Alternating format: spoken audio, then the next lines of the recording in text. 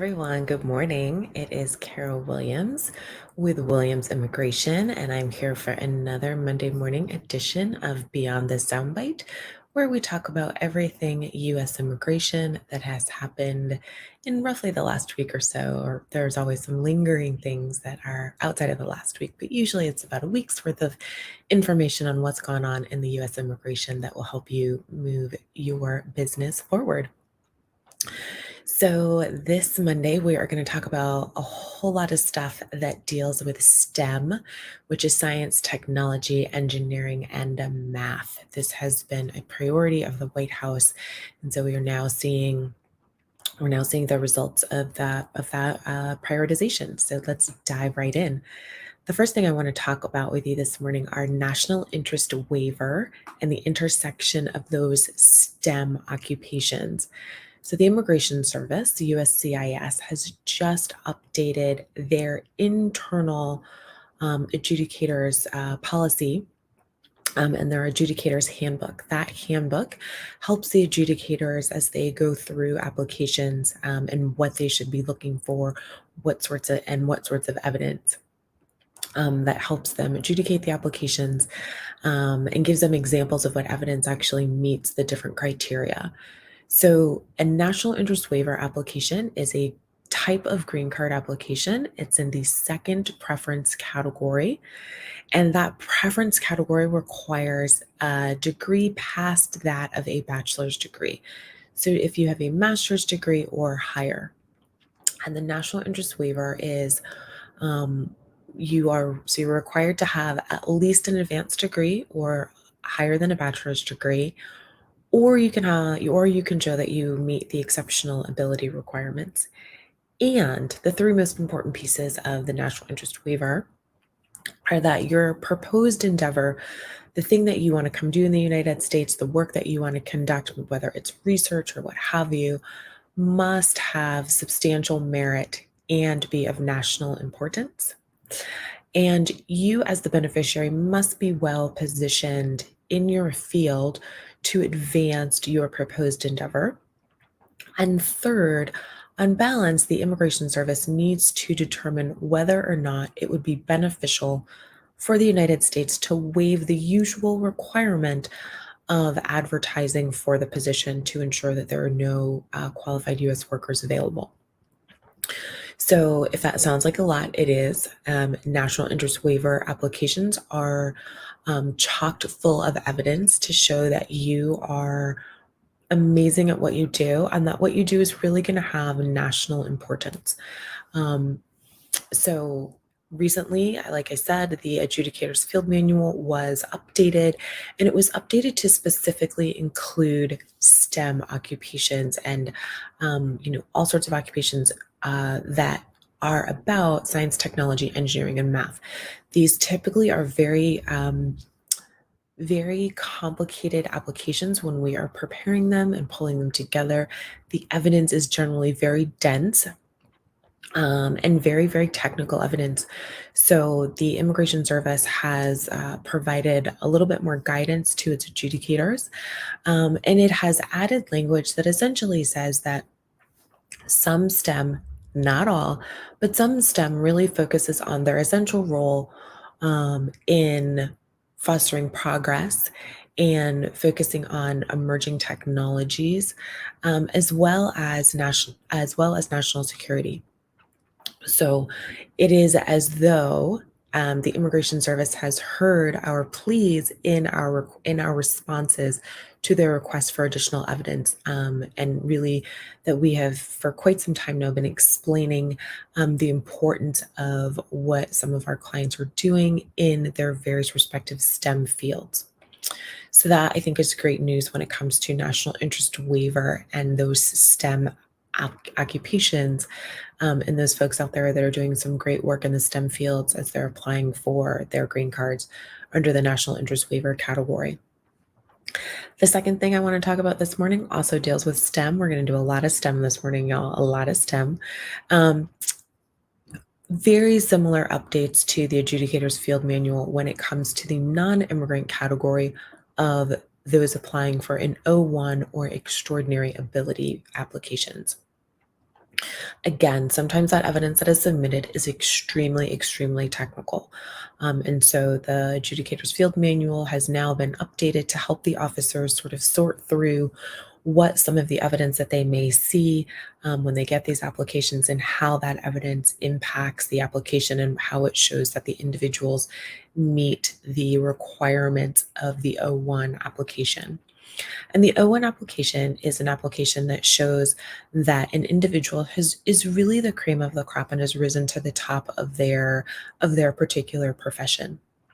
And so again, just like the national interest waiver application, there is a ton of evidence that we submit to show how this person is regarded in their field, what they're doing, what they plan on doing, and where their future will take them in the field. So again, very, very dense applications. Um, More STEM news, which is great news, I think. DHS has added 22 new qualifying fields for STEM designation. So these new 2022 fields are great for not only F1 students that are coming to study in the United States, because they, of course, get extra time on their optional practical training at the end of their studies, but it also feeds right back into those folks that are applying for national interest waiver and outstanding or, and for extraordinary ability applications. And so I'm not going to read all 22 new STEM fields for you, but I will just give you a few that as I was reading the regulation, I thought were pretty interesting, and shows how the Immigration Service has really added 22 pretty weighty occupations. So some of the new ones are bioenergy, forestry, geography and environmental studies, mathematical economics, data analytics, financial analytics, and the last one I'll tell you about is industrial and organizational psychology. So these are some of the new categories and designations and fields that have been added to the STEM, the overall STEM qualifying fields. And again, STEM stands for science, technology, engineering, and math. If you are looking for that full list of 22, feel free to reach out to me and I'm more than happy to send that to you. Or if you have a question on whether or not a specific field has been added to that 22, feel free to reach out and we can certainly get you that information. I didn't lie, folks. More STEM. So the Department of State is now providing an opportunity for folks that are coming into the US in J1, and they are pre-doctoral candidates. They now are being afforded the opportunity, if they are studying in a STEM-related field, again, science, technology, engineering, and math. It has to be has to be designated STEM field, including the new 22 newly designated fields. They can apply for academic training extensions for up to 36 months. So this is really huge. It allows individuals coming for STEM fields of study to stay longer and gain more knowledge and share that knowledge within the classroom. So that's a lot of news on STEM this morning. Again, science, technology, engineering, and math. And I see a comment from Elena Anderson Delay. I totally agree with you. That is incredibly helpful when it comes to employers looking to hire folks that are in STEM fields. And so the 22 extra STEM fields are going to be really beneficial to employers and the students that are looking to be hired, and from individuals that may have received STEM degrees previously, but they simply weren't, their degrees are now newly designated. So it's great news. So I want to remind everybody that H-1B cap season is in full swing. We are getting prepared to get everybody into the lottery. And I wanted to let you know, if you are on the fence about hiring someone in H-1B status, whether that person is a current F1 and they are working with you in OPT, or whether they are not working with you yet, and you've just identified them as a great candidate. Now is really the time to make that decision, so that you can get them into the lottery, and so that you're not rushed at the very last minute with that process. So I wanted to let you know a few stats. Last year, there were over 300,000 applications or lottery submissions that were put into the lottery last year. The Immigration Service wound up running the lottery 3 times, which is the first time that the Immigration Service has had to run the lottery 3 times. It is the third year that we are using the electronic lottery system. So we are in full swing with this lottery system. It's kind of new, but not really new. Certainly not as many bugs and glitches as year number one. So if you are at all considering getting a candidate entered into the lottery, now is the time to do that. If you need assistance with that, feel free to contact me at my office. We can be reached at 954-903-1337. I also wanted to keep you up to date on the EAD applications, the employment authorization documents. Those are still taking upwards of 10 months. So we are still, waiting for our CIS to work through their backlog in those, but those are still taking up to 10 months. So please be aware of that when, if you are an employer or an employee and you're strategizing ways to keep your employee work authorized without any gaps.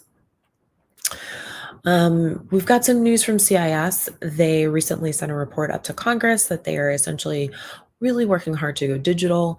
They released their plan to Congress that outlined how USCIS will enable electronic filing for all of its applications by fiscal year 2026, and that they will accept electronic payments at all of their filing locations.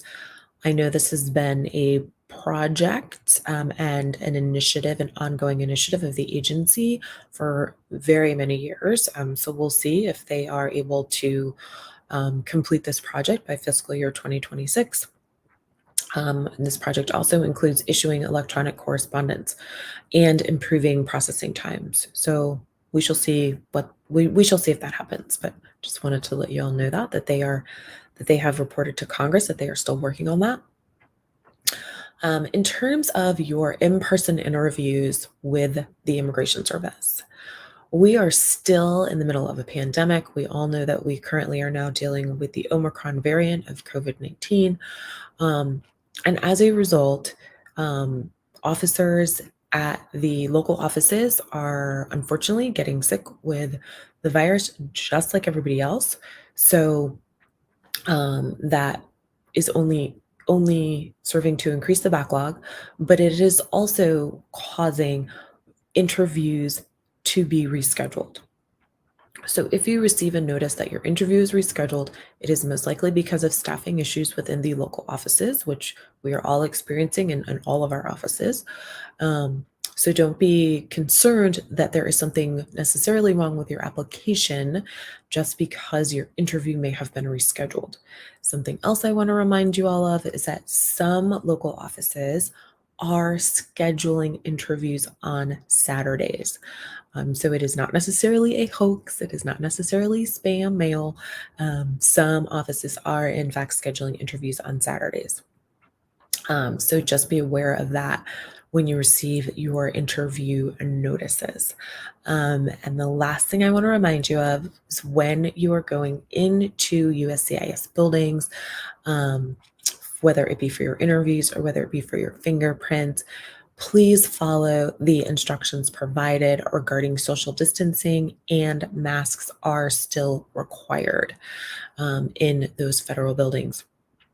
So if you have any questions about anything in immigration, anything that I've talked about today, all of the great new STEM news, feel free to give my office a call, 954-903-1337, and we are more than happy to assist.